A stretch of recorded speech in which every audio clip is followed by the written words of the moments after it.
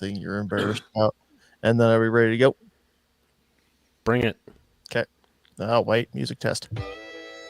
Good thing nobody actually listens to this live. 3, 2, 1.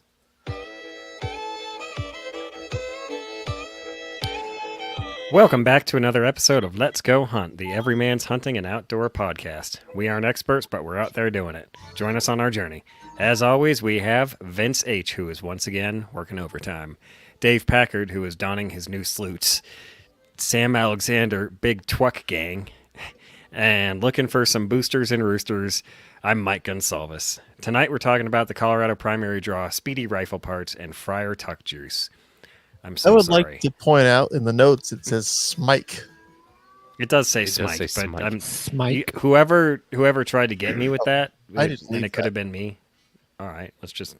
No, I'm going to leave the Smike in there because we mentioned it, and so on the show notes for the podcast, it's got to be accurate. That'll be my I have the one precious ring name instead of Smeagol. It's Smike. That'll do. That'll do. Do you know what the best way to have baked potatoes is? Twice baked potatoes. Raw. Just raw, just like. How can you have a raw baked potato? Dave invented something new tonight. It's like half baked. Just because you say like words doesn't mean it's an invention. He's about to post a picture of a potato like getting blitzed. So raw potatoes were my Grandpa Alex's cure for a hangover, apparently. Like, you get a hangover, you're supposed to eat a raw potato. I've never tried it. The worst hangover I had, I just drank basically 3/4 of a bottle of Pepto and went back to sleep. Ew. Hey, the potato thing doesn't. That's not crazy. Well, the idea was like, and all the starches fluid, to get through and kind of get through and soak everything up. But no, have you ever tried to? It's like the pre-beer. Yeah. I think depending on the potato, it could be fine, but like I'm thinking like giant Yukon Golds just biting into one like an apple and just be Yukon Gold are the best. Yeah, for fries and mashed potatoes and stuff, but not for eating raw. I Right, mean, go upstairs, get a Yukon Gold, eat it raw right now. Okay. I mean, don't tempt me. You didn't even get out of your chair. No, I didn't want to. If I get out of my chair, I bump my camera. Well, that's because I didn't want to eat. You're going to bump your camera with all this backpedaling you're doing. I mean, I'll go get one right now if you really want me to. No, one of the best ways to potatoes all the time. Have your baked potato is like normal, except instead of bacon bits, you just put chili on it. I can see that. You just turn. Sounds good. You take your baked potato and you just turn it into chili. My preferred method is the twice baked potato, where you bake the potato normally, and then you just mash the crap out of them and bake them again. That, and you add in a few more like cheese and ingredients and sour cream, and they turn out really, really good. Yes, that is yummy. And then you serve them with pheasant, fried pheasant. No thanks. I'm more of a chicken man. Like for breakfast? Sure. We're adults. We can eat whatever we want for breakfast. I don't know if anybody told you that, but like you can open the fridge and you say that. But I can't get a cheeseburger most places at 6 a.m, and that's a problem. You just said the exact thing I was going to say. Like you say that, but the problem is you roll up to somewhere because you started working at 4, and now at this point you're just hungry, and breakfast food's kind of meh. So no, like I would prefer okay, Sam, you can have the sausage on a biscuit, or you can have a cheeseburger. Like I will want the cheeseburger every single damn time. But, lunch happens at 9:30 in the morning. Lunch for us is 10:30, but I don't generally eat breakfast. Normally my breakfast is a protein shake and a nutrient survival brain bar because I actually just for some reason like them. They're decent breakfast. Anyway, so I don't eat until 10:30 because I would prefer to have our lunch. All day breakfast is like so overrated. I want the all day. Not if you know what you're doing. And yes, I agree. An all day lunch menu would be wonderful also. Like Cracker Barrel's all day breakfast. I'm pretty sure the one place that has all day lunch menu, I think it's Taco Bell, because all their stuff is out of the same ingredients anyway. Jack in the Box had their full menu all day, and unfortunately, our local one closed down not long ago, and I've been sad ever since. I was gonna say, were you yawning? Was that Oh, sad? I'm crying. I'm good. He's crying. Teary-eyed. Breakfast He's is delicious. You guys confused. are fucking broken. Look, I like breakfast, but I like it at night. I love breakfast. Breakfast is my favorite meal. I just don't like making it in the morning. I like bacon on other things too, Dave. Let's say, yeah, breakfast for dinner is legit. Any other time of the day, though, it's kind of mid. The Like- most disappointing breakfast food ever: breakfast pizza. Breakfast for lunch is kind of mid. God. When I was in elementary school, they used to feed us breakfast pizza like at least twice a week. Tater tots and breakfast pizza. I have come back around to breakfast pizza not being vomit worthy, but I still can't eat fucking tater tots. I hate tater tots because So all they did was feed us these cold ass, soggy fucking tater tots with ketchup every Ew. fucking morning with like disgusting scrambled eggs too. And so I've been turned off of fucking tater tots since I was in second grade. Like, I can't hey, eat you want I hate them. like Unless they're Chick-fil-A's, because then you could just drown the tater tot in Chick-fil-A sauce and you don't have to taste it. All you taste is Chick-fil-A. True. sauce. So when I worked for Domino's, we used to get creative with the stuff because we could. We had dough that was about to go bad, so we'd make our own stuff and take it home, like whatever. And some of the stuff, like we talked about it, and we were like, dude, we should make a breakfast pizza. And we talked about it, like, how are we going to make a breakfast pizza? Well, all right, we're going to bring in a few eggs. We'll scramble them. We'll make the pizza dough, and then we'll put the eggs on top of the. We'll mix in what we want. We'll put the sausage and the cheese and the eggs and everything, and then we'll put it on top of the bread, and then we'll top it with toppings that don't belong in the eggs, like more cheese, and then boom, we'll have like a breakfast pizza, which is basically a quiche on a crust. It was terrible. So- those ovens are not designed for that. When I was like 12, I dreamed of this carnival food that I wanted to try and get rolling, and it was a biscuit and gravy cone. So you know, like the cone deals that they like you make churro cones with, like just a little fucking metal cone. You wrap a biscuit around that, you fry the biscuit, you put like scrambled eggs, sausage gravy, top it with cheese, maybe a slice of bacon in there, and then you walk around with this biscuit and gravy cone. Because biscuits and gravy are my shit, and that's Oh yeah. partially who I have to thank for my figure, but I mean, they're delicious. So So that Body is Traveling really PNG. be your intro next time. Dave thanks biscuits and gravy for his figure. Yeah. Yeah. I lost what I was going to say. It doesn't. so anyway, I went pheasant hunting again. Mike, since you Yeah. worked at Chicken store. no, Domino's, Domino's. is where it Domino's. was, and you were just you had access to all the raw dough. Did your dick fly off? South Park reference. Eating too much gluten causes people's dicks to fly off and like a little firework. I must have missed that one. Oh yeah, well they trap all the people who are like gluten positive or something in the Papa John's, and they get so hungry, guy starts eating raw pizza dough. Jesus. He's like, "Look, everything's fine," and a half second later, Yeah, I quit watching when they did the election stuff in 2020, I think, because it just got too political. And yes, I know. I just said South Park got too political, but yeah, there it is. anyway. Oh. I know they went back, but they lost me. No interest. What is it, Vince? Nothing. You You son liar. of a bitch. Oh, hey, what's Vince, his so face Vince is the from- woman on our show. What's his face from Florida? Our favorite little glass swapping. I'm not gonna call him a meth head on live. That would be rude. He says had Domino's tonight. I think they still have some of Mike's ideas on the menu. Nice. Oh, he said no crusty quiche.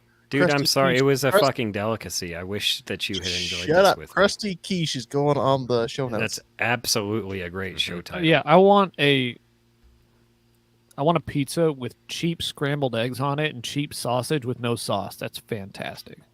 Yeah, it's so delicious. No, gravy That's is the exactly what sauce.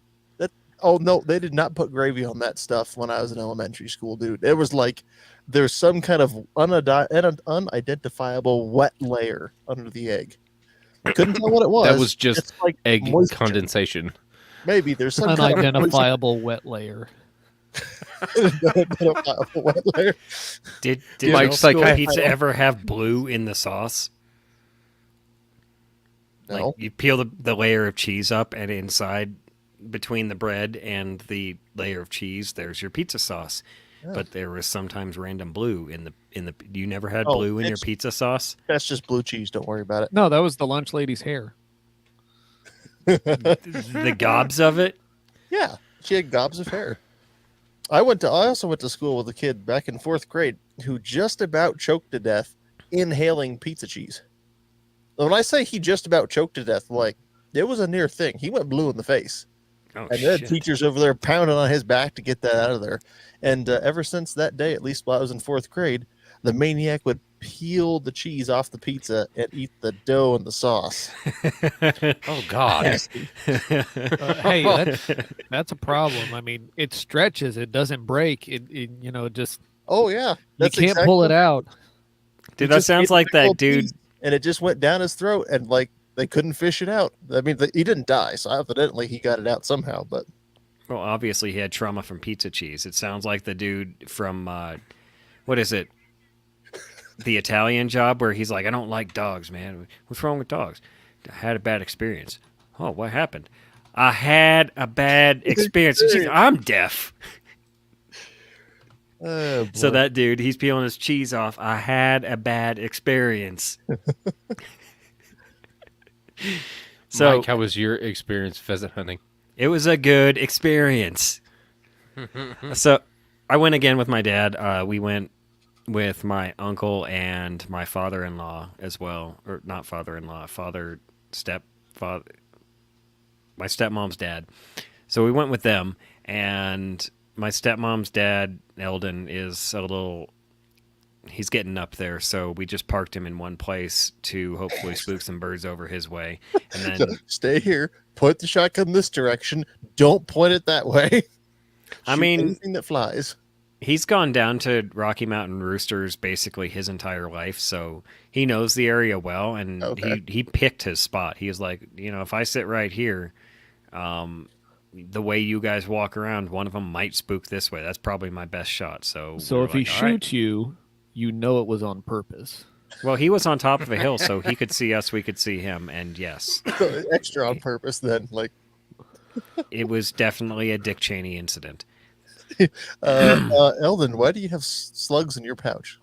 Whoa, look at that! Must have got the wrong pouch out. I was happy to see you. Anyway, so the three of us, park Eldon there, and we wander around, and I brought my daughter this time because I thought she'd enjoy it, and she did for about 2 hours, and then she did exactly what my dad said she would do, and started complaining that it was too much walking. Yeah. So I was like, all right, well, we're headed back to the truck. I'm going to park you in the truck, and then we'll keep walking. She's like, okay. And then she starts yelling at me from the truck. And when I get back, she's like, didn't you hear me yelling? I was scared. And I was like, for fuck's sake. I mean, yeah. I mean, I guess this is the shit you have to deal with when you take kids hunting, and they have to learn. They have to figure out the experience for themselves too. And I was prepared for it. Like, that was kind of the plan. Like, if she got tired, just park her in the truck. No big deal. Anyway, so we're wandering around, and all of us got one, except for Eldon, unfortunately. But Dad actually got two, and this was really interesting to me. So I had some shots on several, but I just didn't like the shot. They parked me in the middle, Mark on my left, Dad on my right, and I let them parking in this story. Weird way to interrupt me. I'm just saying. Everyone, like, old guy's been parked, daughter gets parked, you gets parked. It's like, Yeah. All right. So we're driving, and as we're driving, I'm parked in the middle. I was like, did you park? I remember we Mark spooked one up, and he took a shot, and it went directly over our heads. And I had a it was right there, but I just stared at it instead. And my dad was like, "Why didn't you take the shot?" I was wishing it did. It was so majestic in flight. All I had to say was this. Mm-hmm. Oh. Anyway, so we moved on. Mark got his right there. Dad got his a minute later. And then about half an hour later, one of Dad's dogs got one. Now, you're probably asking, how did that happen? Well, I heard ruffling, and I heard the fluttering of wings. I looked to my left, and I see the dog wrestling with a bird, but nobody had shot anything. And I'm like, Dad, Lexi's got one. And he's like, what do you mean, like, turn around, look.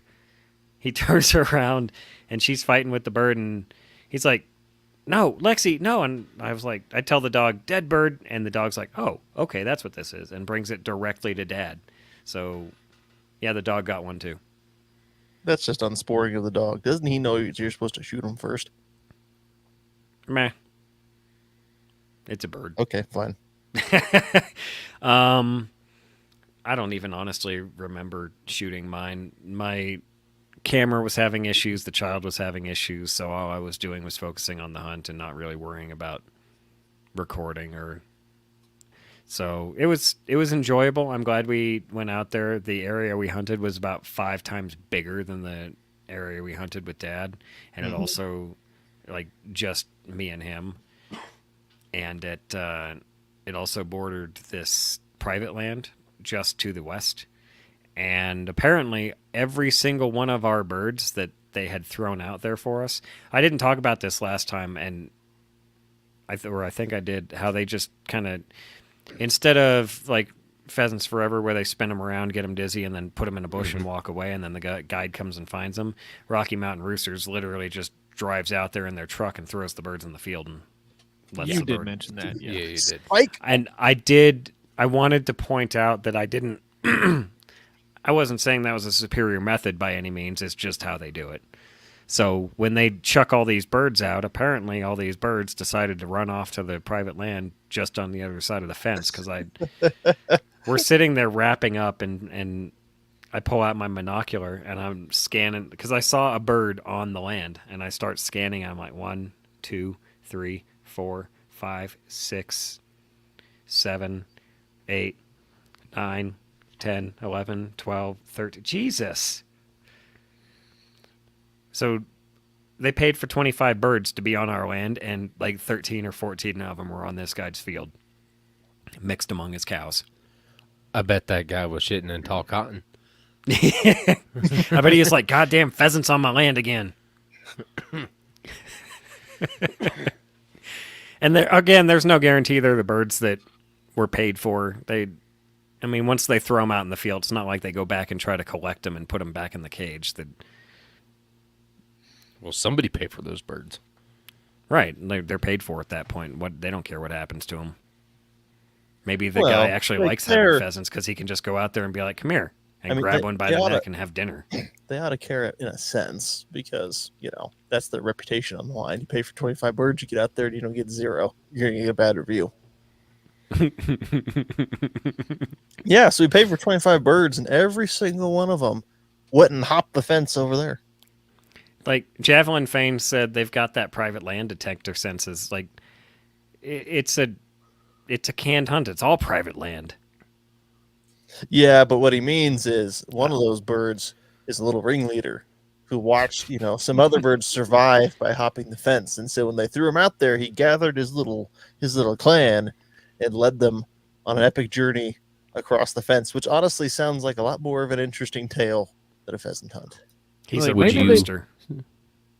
Maybe they should shake like every other chicken and just throw it out there. Would you perhaps call him a ringleader? Yeah. But Yeah. Sure. Cool. Anyway. So, yeah, we had a good time. The child had a good time, even though it wore her out. I honestly thought she'd do better than she did, but she made it 2 out of the 3 hours. So my argument was, if I can do it, so can she. I think she just got bored and wanted to quit. Honestly, she just used tired as an excuse. But All right, here we whatever. go. Are you ready? That's kids for you. Trash can shot. Too far. Doctor Nope. Scary Guy. I never said I was good. It's better to be He- lucky than good. He knew what he was doing. What?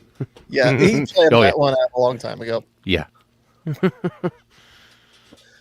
right. So wait, So- how many birds in total did you bring home, including the last one? 8 from the previous one and 1 from this. Oh, yeah, that's not terrible. Yeah. Oh, the fun part was I wrung the rooster's neck after I shot it. Did you and put it in my helicopter it? bag. Yeah. Yeah, I put it that's in the my way to bag. do it. That's the only way to do it. And so I put it in my bag. I I rang it and it flapped its wings like it had its neck had separated. Put it in my bag. Go to the office so that you can get your little ticket that says CPW, leave us alone. And Dad's like, hey, yeah, go get your bird, because I didn't do it last time, but apparently they were going to swap out Eldon's birds for, pre-plucked, ready-to-go birds. And I was like, I'm not doing that. Do I need it? He's like, oh, no. So I go to get my bird in the middle of this before he tells me no. I open up my bag and I reach in, and this thing's just staring at, looking at me like, and I'm like, you're still alive? Shit. He just did a little one, half-hearted turn. We learned So that Mike doesn't know how to helicopter.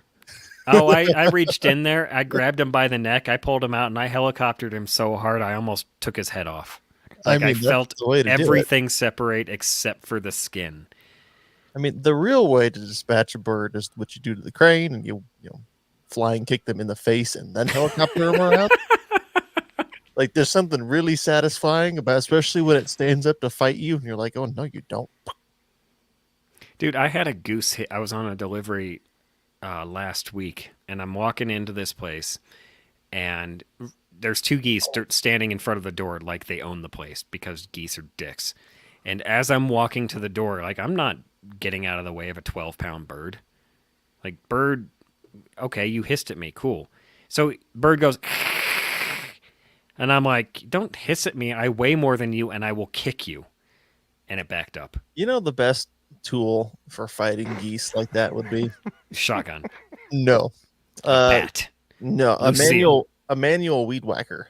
Ooh. It's a stick with a little zinc on the end where it's just a nice sharp blade. Like a scythe. Oh, we call that a yo-yo. I mean, kind of, We but it's call a that manual an weed idiot whacker. stick. Okay. Idiot stick. That's a nice show title, but no, I mean that's what I would want if I had to fight domesticated geese in a park. Just It would cut their just heads be off. Just a nice. They're right about the right height too. You can just come in You're there right. and going. That's probably how they. That's probably how they dispatch domestic turkeys. Line them all up so they if I can't put their learned- heads down. If I learned for anything from South Park, it's they'll just run a blade across their heads at once. Exactly The what I one was turkey thinking. survives. Because he's retarded and his head hits. Bravos! Come on! Here, man. Gosh. Gobbles! Some call it a swear ditch blade. I call it an idiot stick. I'm finding a picture of an idiot stick right now. So, since that was actually the last pheasant hunt of the year for Rocky Mountain Roosters as well. At least according to Dad. Maybe the place actually shuts down at mid-April, but he wasn't going to do any more hunts anyway. So that brings up, we're coming up into the possibility of a walk-in over-the-counter turkey tag. I'm looking at the possibility of that in the next few weeks. We have our beaver hunt coming up. One of those. Yeah, our beaver hunts coming up. Our 2 beavers hunts. I'm going to do 2 weekends The on idiot those. stick is in the chat. That doesn't do me a lot of good. Now I got to go click more buttons. Wasn't a super chat. We're not even set up for super chats. We don't deserve Easy. super chats. It's not loading. I'm moving on. Or I thought you were going to share a screen. And you're just like, and it's just. Oh yeah, that's just a manual weed whacker. What are you talking about? It's called an The idiot one stick. I mean, it is. The one I had as a kid though didn't have it didn't have 2 points of contact from the blade to the handle. It had one. It looked like a golf club almost, but it was a blade instead of a head. And we used to go whack weeds with that thing. We're up close to the fence, so we didn't tear up a bunch of line because nobody.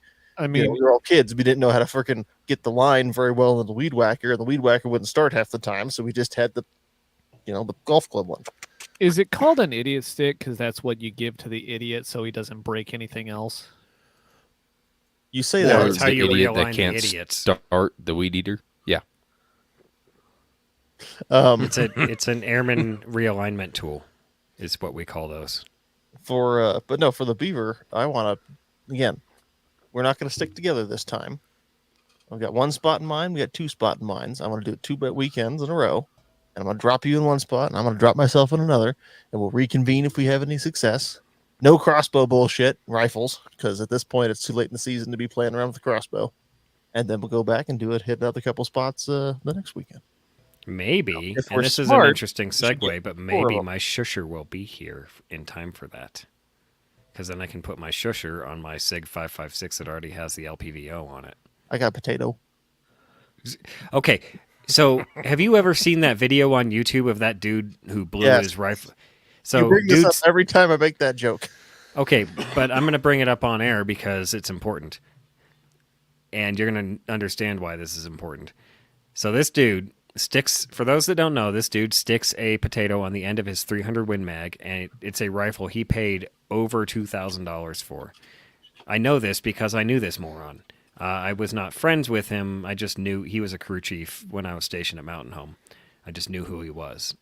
And so he goes out there to a place that we all went out shooting quite often. Like, it was a known place for personnel. And he takes his rifle out there and he's like, I'm going to put this potato on the end of my gun. It's going to be a potato silencer. And he takes aim and he fires and he banana peels his fucking $2,000 gun. And the video ends with him just staring at it like he's about to cry. I've seen it. Oh, look, the consequences of my own actions. The But reason I this say brings it's up- important is because I knew that moron, and that's exactly what he deserved. This brings up a very good question, though. Would a potato cannon be considered a muzzle loader for like hunting season? And what caliber are we talking about? I think it'd be a breech loader because you put the explosive component in the breech and That's the true. potato in the muzzle. I'm just imagining, you're probably going to lose a lot of meat if you can get the potato moving fast enough. But if you're going to punch a hole in the side of a deer, about yay big, I don't think they're going anywhere. I honestly, you don't have to punch a hole in him. You just have to hit him in the skull enough to either fracture the skull or knock him unconscious so that you can come up with your Bowie knife and finish the job. And it pulls your Okay. pheasant on you where you wander up to, oh, look, it's dead. And then you get gored 3 minutes later because it wakes back up. Okay, so here's the problem. Here's the problem. Let me tell you why you're wrong. Most game regulations are an inclusive law. What is stated in the law is included as what is legal, and anything outside of that is presumptively illegal. Look, Javelin Fangs brings up a good point. If it's CO2, it'd be an air gun. I disagree because air is a mixture of nitrogen and oxygen, and CO2 is change carbon the air. dioxide. Change the air mixture, you nerd. If it doesn't combust, then that is an air rifle.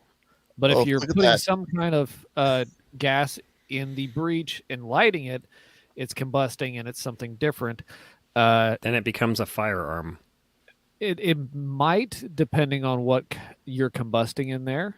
There's usually in your regulations something describing some variation of black powder or substitute, and there may or may not be a maximum caliber restriction. It's a hairspray substitute for black powder. Yeah. If you're using spray paint, it's probably not a muzzle loader. Any weapon or device that can or is designed to expel a projectile by the action of an explosive, such as a starter gun, frame, receiver, blah, blah, Okay. blah, blah. Yeah, I like that's how not what I'm talking silencer about. is, but silencer's not actually. Anyway, So, so we just need enough pressurized air behind the potato to get it moving fast enough to do the job. Now, I'm- if there's not a Can you imagine? season, This is also like the question of how big of a crossbow is legal, because can we hunt with like a ballista or a scorpion? that is actually something. There's usually not a maximum. are we hunting on- Khaleesi's dragons on, with these like, things? Well, you could, Tyrannosaurus and all that. I want to hunt a dragon. I Okay, mean, sorry. good luck with that. I actually think the ballista would be a legal device to hunt Okay. just about anything. So the during archery ballistas- season. I think the ballista's too big, but if you go with a scorpion, which is basically, or Scorpio, which is basically just a smaller ballista that's a little more man portable. Well, not man portable. You still need 2 men or a horse with a cart, but Well, be define. a little more At what point does maneuverable. it become a Scorpio, and what point does it become a ballista? Like, well, could you put- scorpions or like, I mean, tripod mounted in a sense. That'd be like the equivalent of a crew served weapon versus a ballista is a little more like an artillery piece. So you could put the Scorpion in the bed of a Toyota Hilux. I mean, you're not kidding. Perhaps. They used to put them in the towards the late imperial era, whatever you want to call it. They used to put them in the back of horse-drawn carriages So and yes, ride you them could on put up one where they on the wanted them Hilux. to, and go cha-chunk. And when it's time to scoop, they just turn the horse around and gallop on back. M2 Browning versus 20 millimeter cannon. Yeah, right. basically. Yeah. That is now a new hunting achievement that I want to unlock. I want to go to Africa and I want to hunt a giraffe with a scorpion mounted on a Hilux. Done. I'm there. Anyway, suppressors. So yeah, I got a new shusher. I haven't acquired it yet, but I have done all the things. I just need the wait. It's the hurry up and wait game again. You say that. I got I it. think the hurry up and wait game is from now on supposed to be just shorter in general. Unless you're some poor bastard who submitted before like everything started speeding up, then you're still fucked. Sorry. No, I submitted. I don't even Did think you- he submitted me. Actually, he probably is waiting for the can to get in so that submitted he me. can't submit me and be like, "Hey, you're approved, but I don't have your can." And Oh, I don't he's throw gonna a fit about submit it. you, all right. Which, like, if he submitted me and didn't have the can, I'd rather he do that while the times are short. But He whatever. just keeps saying it. I know. Stop saying it. Submit me harder. Oh god, this is terrible. So anyway, got an Oh, Otter puppy. Creek Pole 30, Polonium 30. It's I dug into this as hard as I have friends to answer my questions will allow, and they basically all said that for a good starter can, that what does what I want it to do, which was muffle the noise of a hunting rifle, such as the one behind Sam, or run up to 300, 400 rounds, heavy volume of 5.56. And the Otter Creek Pole 30 was basically what everybody said price-wise would be ideal for that. That's So- what I used when we were. That's why I borrowed off of one of our buddies when we were out there planking prairie dogs. And yeah, nice suppressor, good tone. I finally understand what people mean by tone after Friday night shooting out there with Sean from We Like Shooting, and he had 2 suppressors on of them, and it just one of them. I mean, they could be both equal in like decibel reduction, but one of them sounded more of like a nice little like thump or like a thud, and the other one was just more high pitched in general. More of a crack. Yeah, kind of. The Yeah, Polonium I- 30 is interesting. I was listening to Pew Science talk about the Polonium 30, and unlike a lot of companies that will take a 30 caliber suppressor and just put like a 5.56 end cap on it or narrow the baffle slightly to make it a 5.56 can, Otter Creek took their polonium and basically bored it out from 6 millimeter to 30 caliber. So it's a can that was designed for 5.56 that they've opened up so you can shoot 30 caliber stuff out of it. It's That's just, interesting. It's a little weird. I don't know how to feel about that because I don't really know anything about cans except they're shushers, and they will shush things. I mean, there's difference in the gas combustion during the muzzle exit event between, say, 308 and 556, even though they are comparable, not in size. They're, one's bigger than the other, but if you scaled up 556, you get 308. They're similar in that aspect. They use the same burn speed of powders in comparably sized projectiles, so to speak. Not sized. They're proportional. Right. Are you trying to say like you could use 4350 in both with similar results? Because Except the way the cartridge is designed. Right, except 4350 is a little on the slow side for both of them. But like Varget, oh yeah, I was thinking of 30-06. My bad. Yeah, I see Mike's a little on the slow side too. Yeah, I Varget, didn't- Tac, Shut up, bitch. H335, a number of others, like 3 dozen different rifle powders you can use in both. Anyway, Anywho, that's good info. I'll, Well, to see you how know, quick your keep us turnaround updated time is. on. Hopefully, I have it in time for the hunting season. So it would be really, really neato to take down a muley because that's another segue for the application of the tags. Vince Go. has a point. Yes, with the finger. did you file as an individual? Yes. I bet you get that back so fast. Yeah, that's apparently the individual ones that are being recently submitted e-file are coming back like, and then trusts and paper and like physical paperwork. You're boned. While we're on the topic of suppressors, I do have a suppressor conundrum Suppression. viability thing. So I've got a 300 Win Mag, and I had it threaded, but my barrel profile is so small that he couldn't do a 5/8 24, so he did a half 28. Is there going to be an issue because it is so small going from like a 30 cal up to like a 458 can? Like, am I going to run into it being true, having adapters, and because I really don't want to screw up a big expensive can because my fucking threads are so tiny. So you need to be checking for alignment regardless. Mm-hmm. And you can buy alignment rods, or if you are in any way good at being able to see whether or not, one circle is concentric with another one, by looking through both of them, you can just thread it on and look down the end of the barrel with a light shining through the action and see through and see whether or not that they're relatively concentric. Other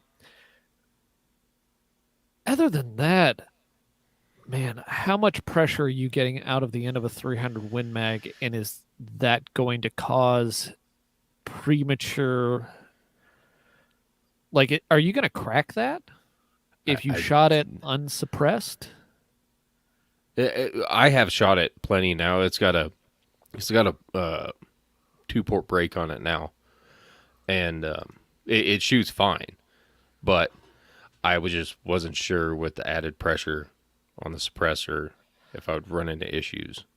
So something you could do, because most 30 caliber suppressors are 5/8 24, you could get there's simple adapters you can buy, and you could thread that on there and like rock set it in place so that it doesn't come off when you remove the suppressor, and then you can just thread your suppressor on there. I'd go with just a reputable company that makes a lot of suppressor parts. That makes a 5/8 to 1/2 inch adapter, and put that on there, and I bet you wouldn't have any problems. I think I like that idea. That video making it a Making it a 5/8 24 and Yeah. not even having to fuck with the half 28. That'd be, yes, I like this. I like this. Yeah, because on most like pencil-ish profile hunting profile barrels that are 30 caliber, if it's too small, it'll have like a little shoulder that steps back up, so it can be 5/8 24. My 300 blackout barrel that I have on my Remington 700 does that. Yeah, I don't know. That Cool. just makes me uneasy. A half-eighth or a bleh, half-inch 28 thread on a 300 Win Mag. With a big old can sticking off the end of it. I don't have a can yet, but I was just, before I even thought about a can, I was like, do I buy a can for this rifle and be able to shoot it on my 6.5, or would it even be viable on that rifle? And should So I you just got- get one for my 6.5? You got your 300 Win Mag threaded to half by 28. I didn't get it threaded. There wasn't enough barrel to do 5/8 24. There was enough barrel to do 5/8 24. There wasn't enough shoulder. Yeah, I Okay, wouldn't have had a once he shoulder. threaded it. I would think that a better gunsmith would have welded on a ring of steel, threaded it, and so that it would have had a shoulder, and then threaded it, and then cleaned it up, turned it down, refinished the barrel, and done it that way. But All right, so Talk. Well, yeah, that you'd still run the. So I was going to ask, why not just use an adapter from half to 28 to put on your 5/8 by 24? But I guess you would still run into the problem of the threads on the barrel itself are still too small. Well, that's what Vince was saying. You just Yeah. rock set it and then Like make it part of the barrel pretty well. I mean, rocks, you could even silver solder that in place. Yeah. I mean, rock set it and Check throw it fit- tack weld on it. check fitment first. Mm-hmm.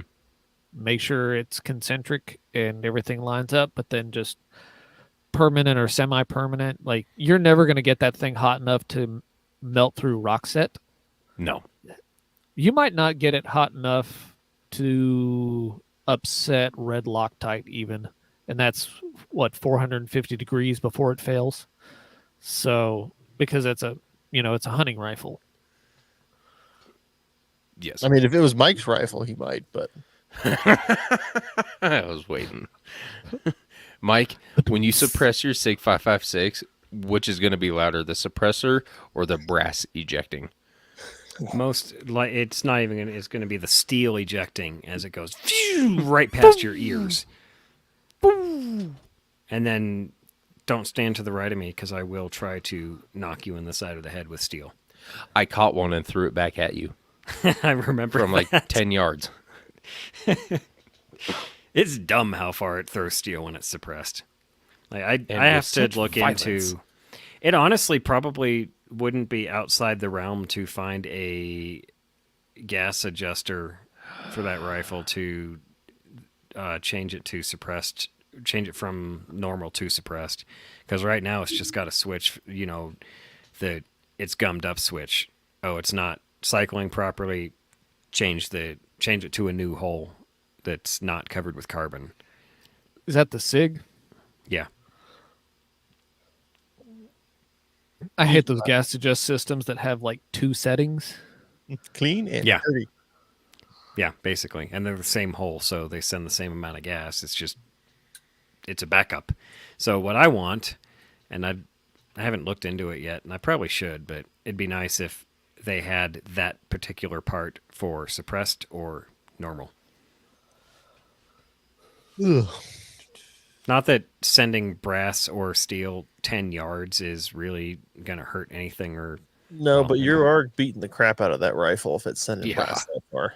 That is a big thing. Yeah, that's indication that you are you are overstroking that piston. Now, Ooh, yeah, the he SIG is. 556, I believe this was discussed extensively in a different show on the Firearms Radio Network, but this is a short stroke gas piston, right? Yes. Yeah, the Sig 55. No, wait, that's a fucking 6.5. This is a long gas. No, wait a minute. Vince. The 5.56 a long stroke. Uh, Oh boy. So you said something about adjustable gas stuff, and I believe Vince might have some points to go along with this. I got nothing for the SIG. No, nothing for the SIG because that's weird. But if Mike ever decides to suppress his 300 or his 30-06, not his 300 Win Mag, because Oh, the 30. What do you think I got the Otter Creek for? well, you're going to need an adjustable gas block on that. Probably. And I'm putting Did it one on come that with one one? at some point. No, I got my thing in from Rifle Speed. I don't know if y'all can see that. Oh, it's so Oh, nice. nice. Numbered. I got it up under there. And I'm really impressed so far, except for really one thing, and it's entirely my fault. I've got my handguard is just a little bit too long to where I'm having trouble getting to the gas adjuster. And I'm thinking about doing a redneck thing and taking a chainsaw sharpening bit for my Dremel and going around and knurling the end of it in between the numbers so that I can adjust it easier. Like if I had an extra like 1/4 inch of this sticking out from under the handguard, I would be able to get to it really easy and it'd be nice and easy to turn. Mhm. But as it is, it's like, because this is going to be pinned and welded in place and there's going to be a suppressor on it. So while all of that's there, I'm not going to have a whole lot of real estate here to access it and Yeah, get the actually fingers in. do it. And I kind of noticed that, and I think I might send Kyle an email about that, or mention it to him some other time, that in future design, if there is an update, maybe knurling the end of the adjustment collar for, I mean, I didn't plan it this way, but I planned it to have as much rail as possible while still being able to put a suppressor on. Granted, he I did could have mention. Oh, sorry. Go ahead. I could have gotten like a little bit longer handguard because there's like this is a Griffin Armament, not Griffin Armament. No, Midwest Industries. Yeah, that's it. This is a Midwest Industries combat rail, and this is a 13.3 inch rail, and they also have a 14-inch rail, which is a bit odd, but they have both options. But if this was a 14, like, yeah, there'd be no way. But if this was like the 12.5 inch, I'd have plenty. But I wanted the one that was a little bit longer. But I still need to do some Loctiting on this. I need to pin and weld that muzzle device in place. But everything, I mean, it went together pretty easy. I took it all apart, looked at the different parts to it, kind of how it worked. One of the things that impressed me the most is actually so it's actually drilled so that if you have a normal taper pin, a barrel, if you have a barrel that's drilled so that you can put a taper pinned muzzle or a gas block in place, you can put this there and pin it in place with a taper pin, which is the most secure way to keep it there. But it does come with set screws, but the set screws, I meant to send you guys a picture. They have like little teeth on the end of the set screw where it contacts the barrel. So it's not like a detent type set screw that most of them have that are supposed to sit inside a little detent in the barrel, in the outside of the barrel, so that it keeps it in the place that, you know, where they put the little divot in the barrel. It's got little teeth on it, so when you tighten it down, it like digs into the barrel. And I don't know, I just thought it was a really nice idea. I'm not sure how much more that cost them, but it may be worth it for the most secure mounting possible. Yeah. Going It was. Go ahead, Dave. going back to the adjustment real quick, he did say that that some of the models have throw levers, and I think he said that they're coming out with throw levers for the rest of the stuff eventually, but that might be an option too. I mean, just a little tiny, just a tit sticking off that you can hook a finger onto. Oh yeah, like a screw somewhere, one would make it way easier. I think I am just gonna go around it and like doot, and even just a little bit, because you take the handguard off and it's like moves just fine. But there's not enough real estate with my handguard right now, and I don't mind dremeling things. It's fine. I'm not gonna send it back. So I have bad news, Mike. Si, senor. I'd have to double check the lengths, but I'm pretty sure if you want to put one of these rifle speed gas controls on your 30-06, you're going to have to join me in Bubba Land and chop your handguard down. Boo! I'm long going is to that join you in handguard? painting my barrel black, though. I mean, how long is the handguard? I think it's a 20. Hell, I don't know. It's a it's a 24-inch 24-inch barrel. barrel. Yeah, that looks 24 like inch barrel, so 20. it's like a 20-inch handguard. And a rifle length gas system is how long? It's 13 inches, isn't it? About that long. Okay. Yeah. I'm Okay, looking so at it. yeah, based on their hang on. We'll do the fancy thing. I mean, they do sell. Not this doesn't help you because that's a rifle length system on that 300 Win Mag, but You they should be able to see my sell. screen on a rifle length. The gas block sits roughly around 13 to 14-inch length, which means their little end of the longest one sits about half an inch from the end of the barrel if it's 20 inches. So I think it's going to be underneath the handguard on that. Well, maybe not. Well, yeah, no, it would be. It's going to be pretty close to the edge. So might not have to chop it, but No. I'm still chopping mine. Not by a lot. I just want Mike to have to murder and Bubba his rifle like I will. So my fingers are crossed. I'm going to let you get one and put it on your rifle, and we'll see where it sits. And I'll then- just wait you out. I'm not in a hurry. I'm not in a hurry either. Yes, you are. You're hitting a suppressor, and you're going to want to put it on your 30. The government, listen Can't here, you the put it government gave me a different? very specific set of skills. I can sit and wait for hours at a time for no reason at all. Can't you put a different handguard on that? I would, except for you notice it's all that nice bronze color. I'm not ready to rattle can it quite yet. You need to get you Hacksaw, another one that you can absolutely. rattle can. Just ask Rattle him to make can. you a black one.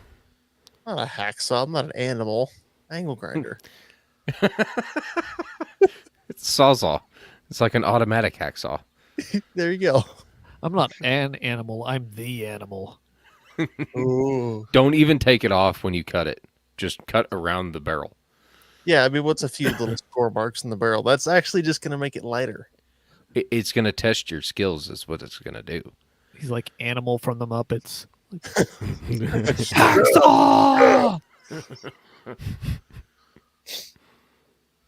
All right. Well, I think that covers that. Somebody had mentioned somewhere along the line of putting in for tags, and I put in for all the points today. Nothing but preference points for every single big game species. Real quick, I had something that popped up I forgot to mention in the pheasant hunt. While we were I learned a little bit while we were pheasant hunting, and I was looking around in bushes and seeing what the dogs were doing and where the dogs were sniffing. And I saw this bush about 30 yards in front of me, and I was like, I bet there's a rooster in there. So I start walking towards this bush, and the dogs are just wandering back and forth. I keep getting closer and closer and closer, and I literally almost stepped in the bush before the rooster flew out of it. And I was just like, huh, I was right. And I didn't shoot the rooster. I'm an idiot. Yeah, you should have approached that one with more of the mindset of there's a rooster in this bush and I'm going to shoot it. But at the same time, you may have shot your foot off. So, good job. Well, I would have waited for it to clear the horizon at least. Maybe. Anyway, yeah, we got our tags in. What'd you put in for?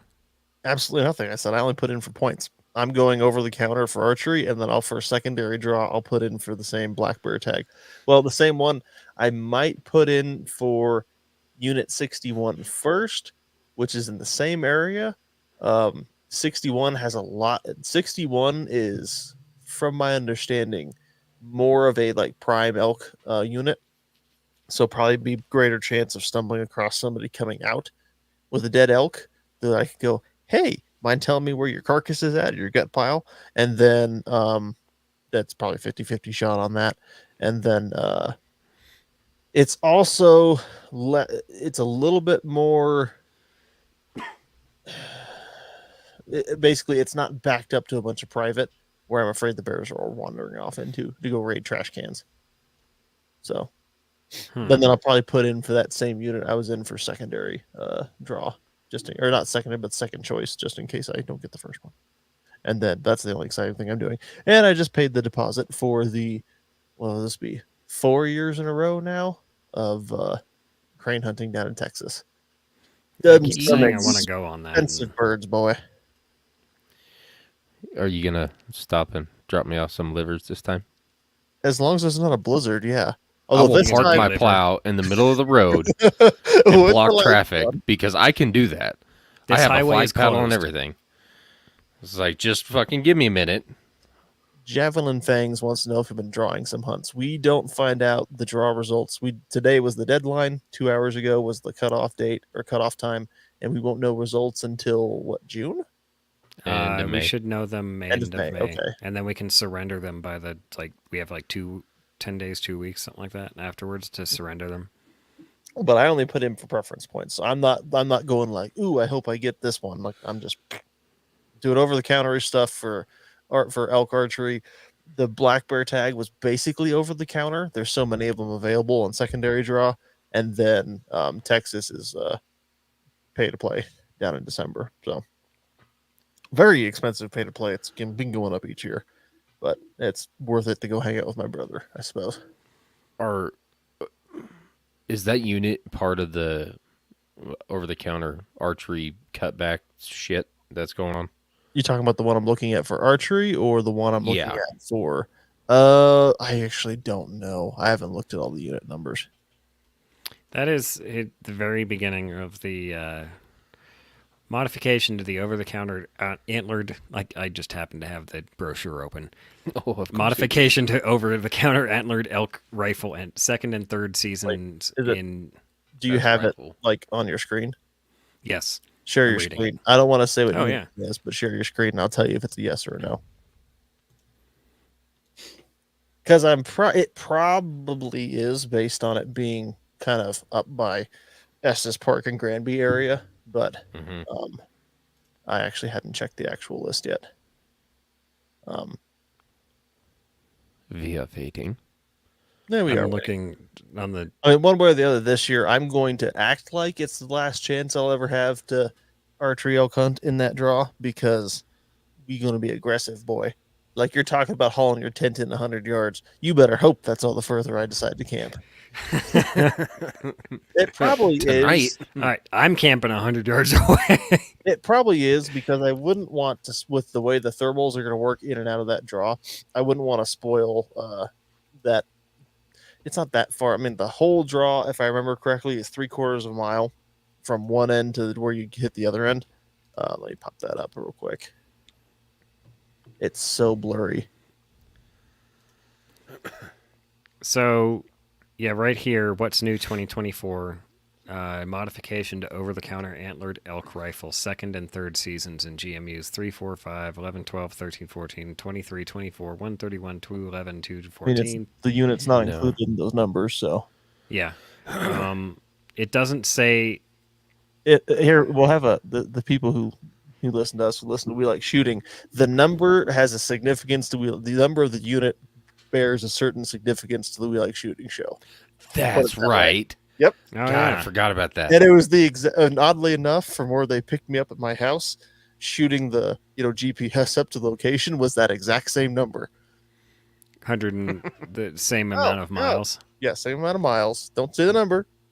Spoil us. It's going to jinx it. Same amount of miles. The number of miles equaled the unit number, and it's a significant number to We Like Shooting show. So we thought that was funny. Sam's So like, this it's is- fate, but turns out he's going to just end up dying up there. That's fine. That's Unit 210. I am not Voda. seeing what you're talking about over the counter, or we are talking about over the counter archery tags right now. Yes. When we say over the counter elk tags are going away, they are talking about the second and third season over the counter. That's new elk tags. 2024. Right. The propositions for moving the over-counter archery tags is 2025. Oh, that's That's right. right. Okay. Yeah. Okay. So yeah, not affected this year, which is what I thought. So now I'm glad because you started spouting off about how affected units. I was like, I really hope I wasn't sitting here planning things only in vain. If they're gonna do it, To do that. I would have to. Well, it's on the proposals, which is why nobody knows too much about it yet. So. Yeah. I don't know anything about it then. I would hope that it's only for the units that were affected by the harsh winter like this is, but No, I can't like they've proposed eliminating basically just elimination of Colorado over-the-counter archery elk hunts, like period, is what the proposal is. Because Just again, they draw. say there's too many people out, and they want to turn it all into, a draw to lessen the number of hunters out there. Because what they say, at least in the initial notes, is that the pressure from hunting is starting to affect how the animals are behaving. So they want to make it more, lessen the pressure and make No, it that makes sense. whatever. Because there are an awful lot of people that go out elk hunting just to sit in the wilderness, sit on the side of a mountain, and stare at the mountain for 3 days. Not even that. There's a whole bunch of them who just go. I think probably the bigger issue are the road hunters who go out and just randomly call off down every mountain they see, and then maybe chase 10 yards in. But I don't know.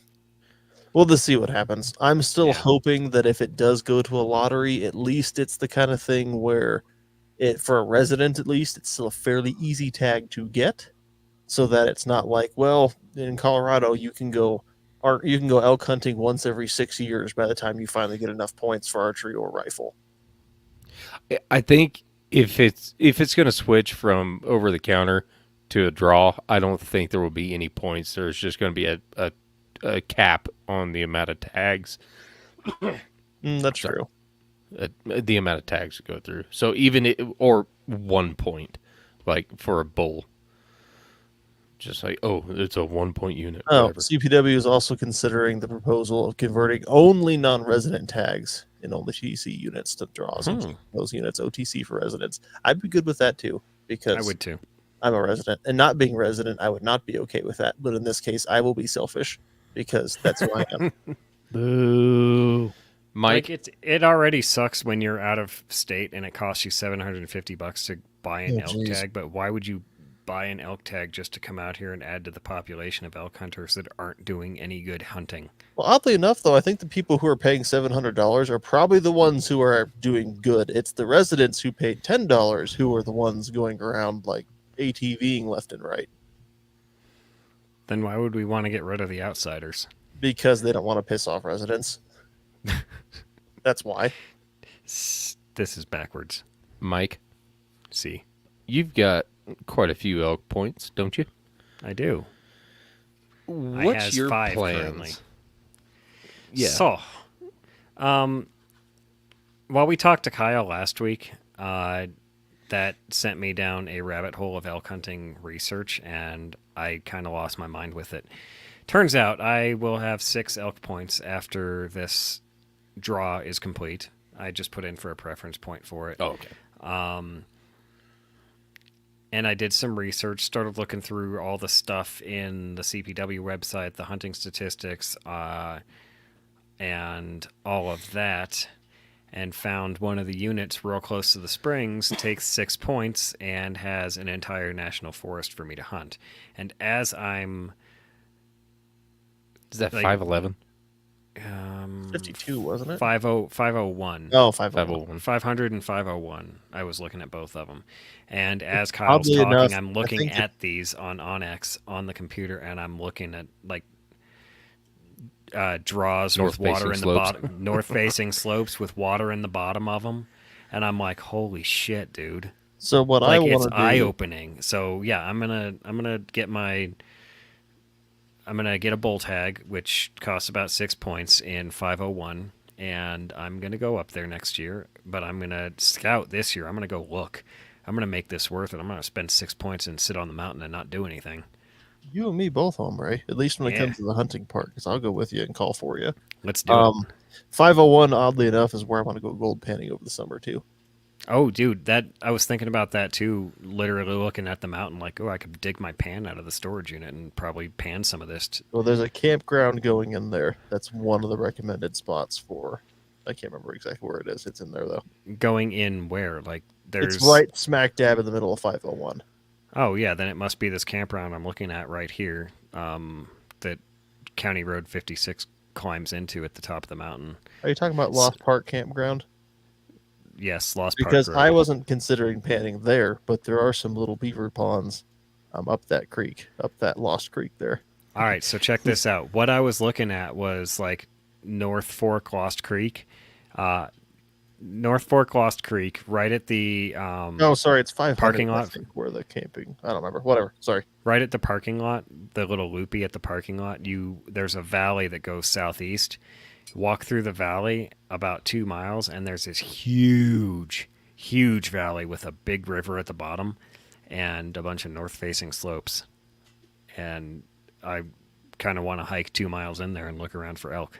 So what I propose, I thought of this today. So what I propose is, you and I both need to take some kind of e-scouting class here this spring. Yeah. You can go ahead and take the one that Kyle had in mind because this is that one's fresh. I had in mind, I've been looking at the Tree Line Pursuits one for a couple of years, so I'm still interested in doing that one.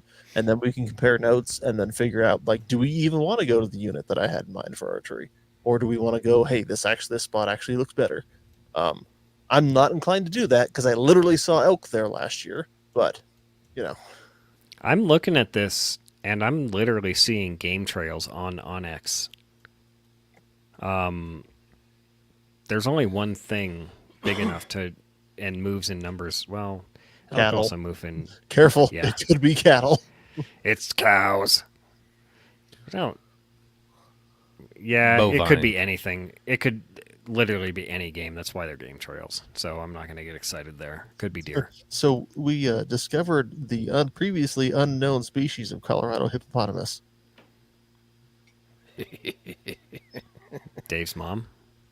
Hey, that's mean. She's a nice lady. Fucking kill you.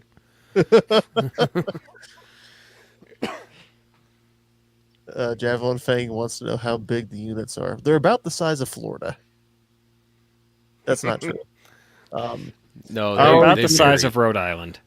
Mike, since you Yeah. have the brochure pulled up, go to the very last page. Scroll all the way down. It didn't do the zzz thing. Second to last page. That's the back cover. That one. There is the game management units for Colorado. For 501 is about 321,000 acres. 501, if you're asking, it's right here, right in the middle. Yeah, I think you want to know how big they were, so I was telling you the acreage. Now, a lot of the tags, especially out on the eastern plains, a lot of tags cover multiple units. Like my deer tag is 137, 138, 143, 144. So it's a chunk of ground right down It's there. like my Yeah. bear tag last year basically covered all of Grand Mesa. I think it had I think I could hunt 1, 2, 3, 4, 5 units off the one tag. Yeah. Like everything but 52, because I think 52 is like technically more prime ground or something like that. Elk, it's pretty rare to see multiple units on one tag. Mm-hmm.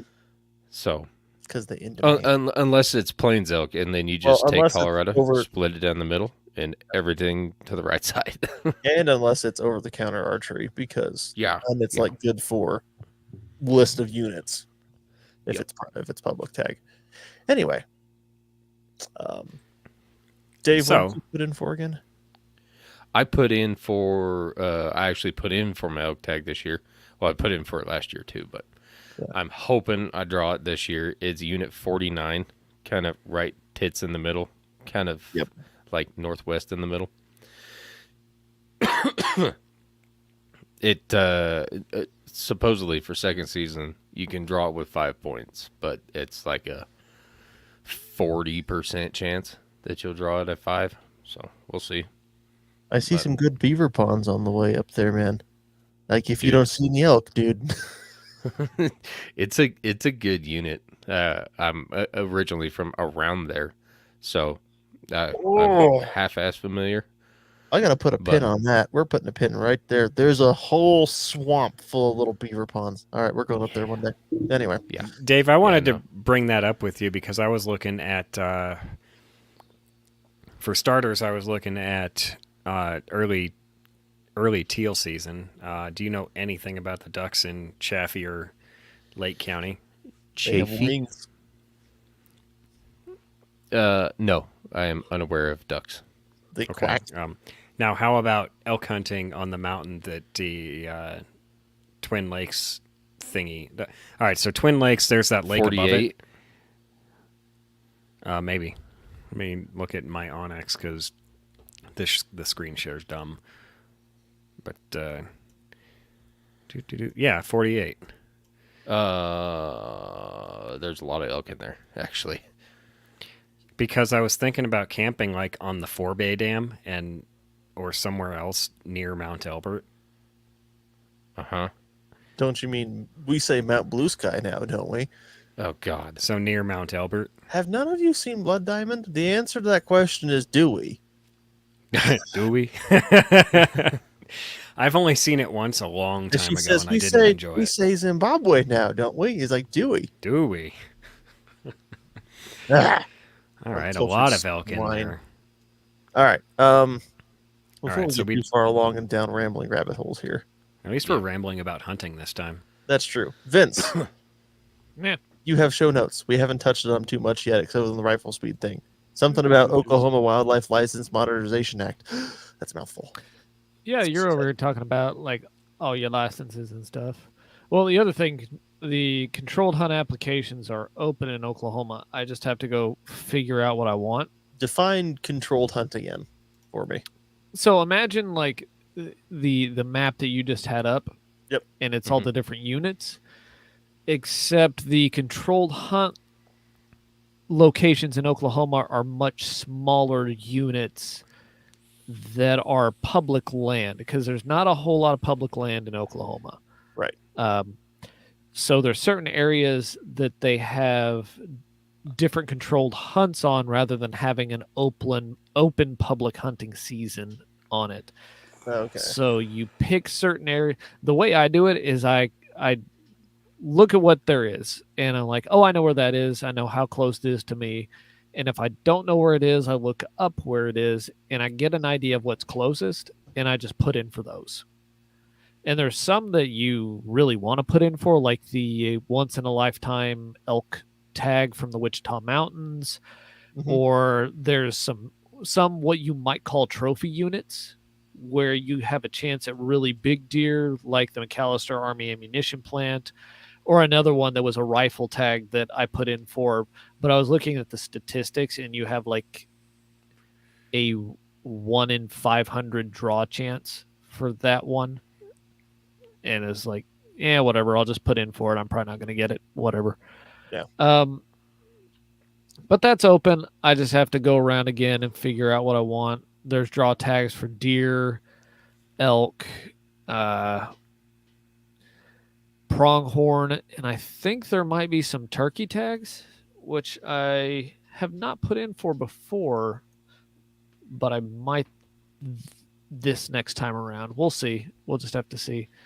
But other than that, recently Oklahoma passed and signed into law the Wildlife License Modernization Act, and it's pretty interesting. Honestly, it seems like it was a long time in coming, Mhm. and it changed a lot of the not only prices of different licenses, but it consolidated a lot of them. Probably the biggest one is that it consolidated all youth licenses into a single license every single year for hunting and fishing that has all of your tags for anything that you might hunt in the state of Oklahoma for $25. Okay. Jesus. Now, I Oh, might have to go check and see if the bear tag is still extra, because we do have a black bear season here in Oklahoma. That might still be extra if you buy the youth super tag, but I still think it might be included. Super tag. That Hey, their words, not mine. You know, Oh, I know. I just think it's funny. the It's the youth super is tag. super. Thanks for asking. Yeah, Oh yeah, I see that consolidation of more than 50 current, licenses to 15. yeah. And I had been considering like buying the kids lifetime licenses, but now that they've consolidated the youth license, I'm like, I might just buy that every year and let them buy their lifetime license whenever they decide that that's what they want, because they're upping the price of the lifetime license from $775. That's the combination hunting and fishing license, to $1,024. But it doesn't go into effect until July 1. So if you're in Oklahoma and you've been thinking about getting a lifetime combination hunting and fishing license, go do it right now. And besides that, they updated a lot of the language, because there was this weird youth gray area in the law where there was a distinction between individuals who were 14 years of age to 17 years of age and those who were under 14 years of age. And there were different licenses for those different age groups, and it was strange and complicated. Mm-hmm. And they just made everything the same for everybody under 18. Your youth, this is your license, it's for you. Unfortunately for you guys, if you wanted to come hunt in Oklahoma, it just got more expensive. Boo. you're clapping back, huh? Yep. I think now if you wanted to come to Oklahoma and hunt say one season, I'd have to find it, but I think it was $500 is now the price to come hunt deer in Oklahoma. Is that just one deer? Or No, many deer? I think that's many deer. Is that like Sam's crane hunt where you can get like 7 deer for $400? For $400. Yeah, right. Because that'll. I'll tell you how much that'll that pencil crane out. hunt costs after the show. Do you have any black bear around you, What, me? Vince? Yeah. Oh, hold on. Yeah, so that $500. So if you want to hunt archery for a non-resident, that is $500 in addition to the non-resident annual hunting license. So it's 500 plus. But also, if you wanted to hunt primitive firearm or modern firearm, those are each also $500. So you're in for a little bit extra there.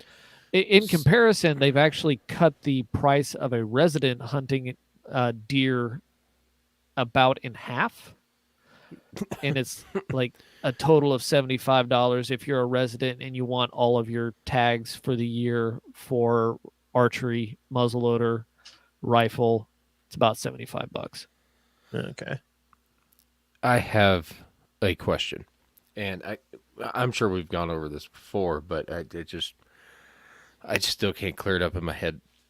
So in Colorado, we have small game licenses, we have big game licenses, and those big game licenses are our tags because you get one carcass tag per hunting license. So you can't, down in Oklahoma, if I'm understanding correctly, you get a hunting license and then you get tags on top of that hunting license, correct? Correct. That's basically the idea. So if you want to hunt, usually your small game, your varmints, that kind of thing are on your hunting license, and then there's big game species that you need tags for. Yeah, like carcass tags, something to attach to said dead animal, correct? You usually don't get a physical tag that you attach to things. It's just like The honor system? That seems suspicious. hey, we have e-check. You check these things in online and you tag it and you take it back to its final destination. I have never talked to a game warden or gone to a check station or anything like that in Oklahoma. I have had zero contact other than that time I drove to the Capitol and went in to buy my lifetime hunting license because you had to go to the Capitol. Okay.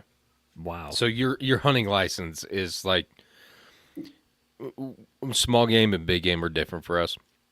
We have to Right. buy a small game license in order to even think about applying for our big game licenses. They call it a qualifying license. So It's you the have same to have your small concept, game. yeah. And that's all you get. And there was stuff as like, the youth license, if you were under 14, was free. You just had to go get it.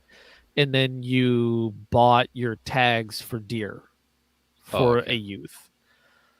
That cost money, but it was the license itself was free. So you could go hunt, squirrels, rabbits, other small game, maybe birds. Actually, I'm pretty sure birds. Most of them. I don't know. Gotcha. No, that's fine. It's just it's making more sense now, I guess. Let's see. Other than that, the pricing changes. The Oklahoma Department of Wildlife every 5 years has to give the legislature a recommendation on pricing changes based on the Consumer Price Index. But the legislature doesn't have to adopt them. They can leave it the way it is or accept them. So prices may or may not go up every 5 years. You'll get but one yeah. eventually, Sam. I get them occasionally. The trash can. I hate to see what the other side of your house looks like. I pick them up at the end of the night. Ask It's Dave. probably like Dave's southeast Hey. Colorado. It's clean now. These I've are got one, the two, cans are well stacked. There's In a 13 pile. empties down here. But my trash tote is still outside my window. So after this here podcast, I will be evacuating said fallen ones. I generally like the changes that were made. The biggest one for me, which might change things, previously to hunt bear, even if you had a lifetime license, it was an extra $100. You had to go get an extra tag. Yeah. They changed it to where that is now included in your lifetime license. So everybody who has one can now has their bear tag. That's cool. Damn. Nice. That's why I was Running asking all you willy nilly. if you had any bear near you, because it looks like you can't do any baiting on like wildlife areas, but you could bait in your backyard. There is a zone where you can hunt black bear in Oklahoma, and I am outside of that zone. Oh. It's not too far away, though. So just bribe somebody to move the zone a little bit over. Oh, and Mike, you were talking about the honor system, and they have the e-check stuff. we don't. We have a carcass tag, so we have to fill it out just in case they find us. Yeah. And they're I like, mean- "Hey, did you fill that Which, out?" unless you hunt Yep. with one, they almost never do. Yes, Except for some reason, I am constantly getting checked. you're supposed to carcass tag your stuff, which can be as simple as like blue painter's tape and a Sharpie. Oh yeah, no, we have to. As soon as we walk up on our kill, we have to punch our tag, so like time and date or date that it was killed, and then attach it to the animal. Yeah. So Yeah, it's literally a tag. Yeah. I mean, do you get the physical tag like they send you a tag? Yes. That's your yes. license. It's attached. So we on my And wallet. that's what we you get your attach to license, animals? Yeah, and they're it has a bright, little portion literally cut neon off. green, so you can't lose them. Huh. Or you're not. They're a That color. way you that- have less of an excuse when you lose one. right. And Like, then if well, you it's do neon lose- green. And if you do lose one, you end up like me, and you go into the CPW office and you say, "Hey, I lost my bear tag," and the guy looks at you and goes, "You lost it?" Yeah, that's what I said. Thank you. But he treats you like you're an idiot because you somehow lost your tag. Like, yeah, I have Yeah. kids. I have a wife who puts things in the trash randomly. I don't know where my tag is. Don't make Okay. a big deal out of it. Just print a new one. If I have to pay you $25 to print a new one, then Oh, he fine, made a big print a deal new out of one. it, making sure I understood that this was not my tag, and if I find the old one, it no longer counts. Like I this have is a my small customer. game tag. There, And but like it. but down this here- is- Down here, there's a carcass tag that you rip off and you attach to the animal. There's another 6 feet of receipt on that for no reason. Yeah. Yeah. It's like it's fucking long. a lot of it is just blank space too. Like, I'm pretty sure they contracted out to CVS to print those things for us. So you're supposed to contact. There's an app. There's literally an app. I have it on my phone. You're supposed to report your harvest within 24 hours, and you're supposed to mark the carcass with your name and your customer ID number. And Mhm. I assume that if they come and check camp, you have a deer there, you have it tagged, they're going to check your name and ID number, see that you checked one in that matches that description, and you're on your way to go. I mean, you're on your way. You're good. No, no So you have to put your name and CID number on it, and you have to do that yourself. So you have to bring printer paper and zip ties and a marker. When Like I said, in Colorado, they just send you your name and your CID number, and they say put this on the animal. Yeah. So No javelin fangs. You don't have to do those tags for small game. one squirrel. No. For big game. No, the tags are only for actual tags. You get one tag per animal. So if Although you it would be get funny having this little row of squirrels, and each of them has a tag the size of the squirrel tied to its leg. Just small. dude, if you do that and don't tie them to the toes, you're missing out. And you have to leave evidence of sex on the squirrel. Tie it to their balls. Like it's hard to mistake what these are. Do you What gender is he? So when you kill your bull elk, Mike, when I help you kill this bull elk, are we gonna Rocky Mountain oyster its balls? God no. Do it. Don't be a dare bitch. you. I'm in. We gotta take him home anyway. You have to leave it attached. I'll tell you what. I'll cut him off for Dave, the liver lover. Fuck yeah. Oh no, this is part of our. If I'm going Dave with can eat you and my we bull balls. succeed, part of my fee for helping Finn's success is you have to eat one of them. I'm not doing that. Mountain I'll oyster do it whole. myself and die. elk smoked Rocky Mountain oyster recipe. There's gotta be. Why is No, he saying just that with pan such fry intrigue? in the woods. Yeah, pan fry in the woods. I'm all for it. Like we'll eat the heart and the testicles. Yes, out in the woods. heart, absolutely. I can. No, we're absolutely gonna go cook up for some it. heart. Big old testes too. No, Dad, you can It'll be Just- post rut. you can tickle those They won't testes be all bad. you want. Slice it thin. It'll be like potato chips. Yeah, there you go. Mhm. You're all disgusting. I mean, Have it's you not- never had it won't- calf fries? It won't be as good as calf fries because calf fries over Rocky Mountain oysters. Motherfucker. Maybe it'll man. be like stale Oh, calf fries. potato chips. It tastes slightly like bacon-ish, like bacon adjacent. It tastes like food. It's food adjacent. Chewy bacon made of potato. I don't Maybe- understand. Maybe just don't eat this. Eat something else. Literally, there's backstrap. Why are you eating balls? No balls, you don't eat it. The other ain't got no nipples. Tenderloin wrapped testy. There you go. All right. Dude, no. All right. So last thing we have to get to. Don't get Fire testy truck with me. juice. Yes. We can't put that in the opening and not at least explain what the hell you're talking about. So what is tire fruck juice? You see, it's washer fluid, Tire fruck and then juice. you bake them tires, and they smoke real good. And when you're done, them tires fuck. But no, Vince, Anyway. take us on your mead journey. Oh, is that directed at me? Friar Tuck juice. Yes. Okay. I was like, what is that? I have no idea what this is talking about. I don't get this Somebody reference. put it in the intro, so I had to mention it. 'Cause Well, you can't just talking about leave that that tuck one there juice. untalked about. Now, I'm gonna. So I've made wine before, Mhm. and I thought I'd try making mead. I've had mead; it's pretty good. So And I was Hey. poking around recipes, and I think I got one that I'm gonna give it a try. meat is technically stupidly easy to make, but also stupidly easy to fuck up.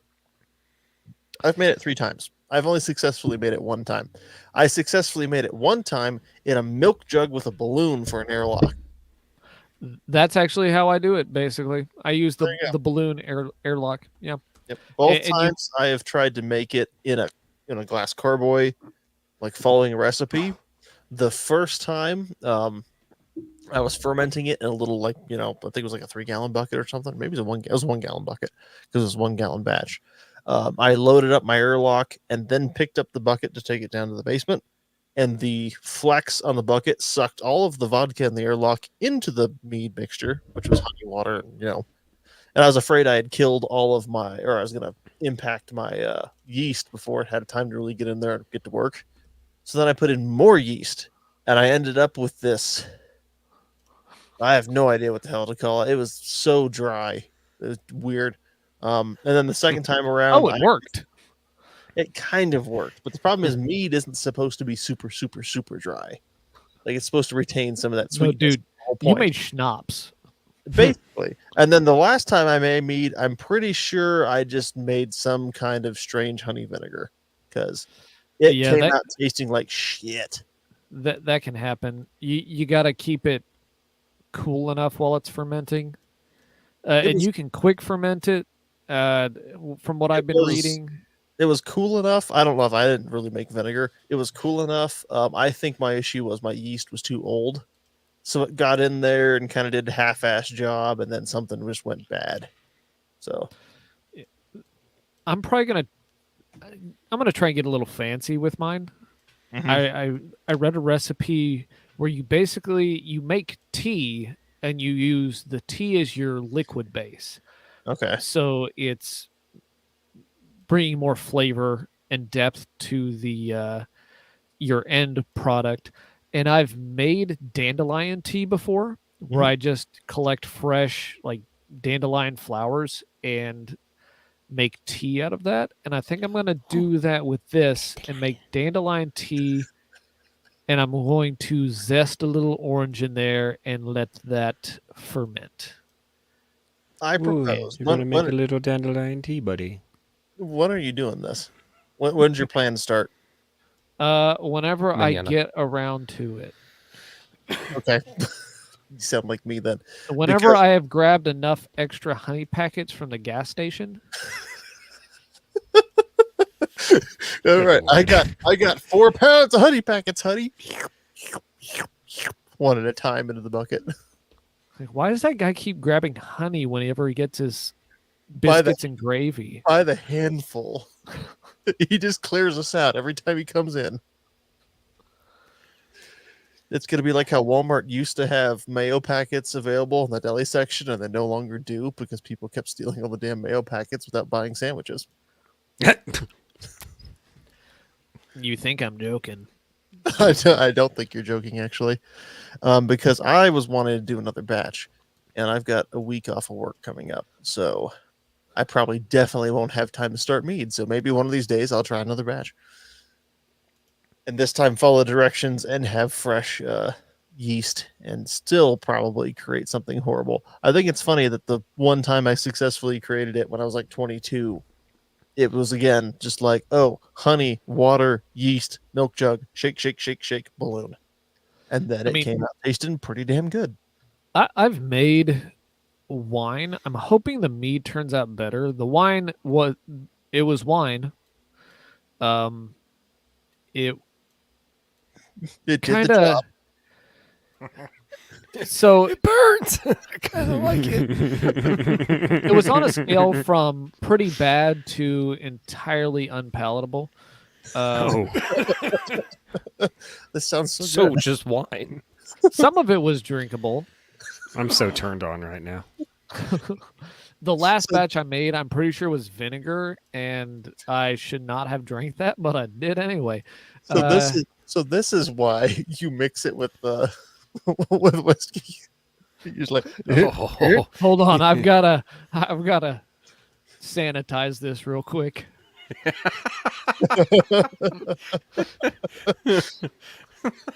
well, don't bottle it. You need to put it in a goon bag. Oh, look, God damn. I can't even imagine. They have to sell. It will turn to it if you don't store it in a cold environment. It will turn to vinegar eventually, or you have to chemically stop the fermentation process and add preservatives to it. And I just never did any of that. They do make them. You can buy refillable like wine boxes. Oh my. So you pull one bag of wine out and put a new bag of wine in the box. No, for like You making unzip your own wine. Bag. Oh. Yeah, so Fill that's what I'm saying. bag. If he's going to make wine and mead, I mean, at this point, he's committed to needing to do it in a bag instead of bottling it. Like he is our goon bag man, according to Jack out the back. So At that point, he can't use bottles. I'm wondering if I could refill one of the bags You probably could. somehow. just use a Camelback and put it on a shelf, and then you'll have a little hose hanging down, and just Dave, why did I was planning that for later. Oh, just pumped fantastic. on my head. I was gonna right. show up and wearing it. Like, what are you doing? Like, nothing. He's got the beer helmet, but instead of the helmet, it's just got two boxed wines up top. Mm-hmm. He just hits the taps. Alrighty. Hey, it's not gross. It's classy. Oh, hang on, wait. I haven't checked to see if we have any reviews. I don't think we do. Somebody talk for the next 2 seconds while I do this. Hey, it would be really, really cool if you guys left us a review because we haven't had any reviews in like 50 or 60 episodes. Well, we will be Squeezer soon. has sent us a few little things. Squeezer sent more jabs at me than he sent I mean, he reviews. did send a really. They're again all viable. I mean, yes. To be fair, we do get gosh. private messages and things like that on social media. Mhm. It's just we haven't gotten any official reviews in a long time. Well, and private messages are one thing. Yeah, if With feedback, it's like it's kind of something Jeff that did send in a might go in a very review. Fish Squeezer did send in a very insightful and then pretty long email. One of them was about how Dave is the voice of God. Yeah. Oh, that was hotel, huh? Yeah, that was when you were in the hotel, and it was like, man, Dave is so loud. Dave. He has reverb. And then the one I would like to read is that Jeff says, hearing you guys talk about your four-wheel drive adventures just makes me think, aw, that's cute. And yes, Mike, I know you will talk about your Japanese scrap metal getting to where trucks can't go where we deer hunt. I'll give you that. I also remember seeing you attempt the same trail when it got muddy over and over and over and over and over and over. When I knew you wouldn't make it up there the first time. Yes, I'm throwing shade. I've been on the show 3 times. I think I've earned it. LOL. I'll challenge you to a putting on chains contest. Oh, don't break your brother. That's mean. All I He also needed was says- another 2 inches, and I would have made it up. I mean, another 2 inches. Don't we I'll all? use that. He also says Sam, I'm a lifelong fly fisherman. Bring it. I'm not a lifelong fly fisherman. I am a guy who goes fly fishing like occasionally, but I managed to catch fish, so I won't complain. And he says he's done. I'll see you boys in a few weeks. So Vince, we're good. Carry on, sir. Alrighty. Take us away. Take it Oh, away, good. Ernie. Oh God. I didn't check. What? No, I do not it- have the it's- outro. No, it's I do. Yeah. Yeah. So you're all at What my the fuck, mercy. Mike? Just No, we were rambling. just. I was gaslighting Vince. Sorry. Don't do that. I've never been. Fucking weeb. He's never been to Hoboken. Support the I sport hate you guys. and take up buddy hunting. Get some trauma training so I you was don't so die in scared. the woods. Follow us on Instagram at Let's Go Hunt Podcast. Let's Go Hunt on YouTube and Reddit at our Let's Go Hunt Podcast. If it's a Let's Go Hunt like NSF and SFW after that, it's not us, but send pics. Oh, that's actually you- totally us. Oh, And if it's the shark on YouTube, it's not us. if you enjoyed the show, tell your friends and family about us. I don't know why you would. Check the show notes for I messed up the music because we got distracted. Let's do it again. I am so There scared. we go. Check the show I notes for lost info myself. on Initiative 91. The Bad on Cat Hunting in Colorado. Thanks for listening, and let's go hunt. I think it needs to be Krusty Keesh. It's absolutely Krusty Keesh. All right. Krusty But Keesh. it should be with a K. Okay, well, I mean, he's from Florida. I don't That's expect too copyright. much out of him. No, like Krusty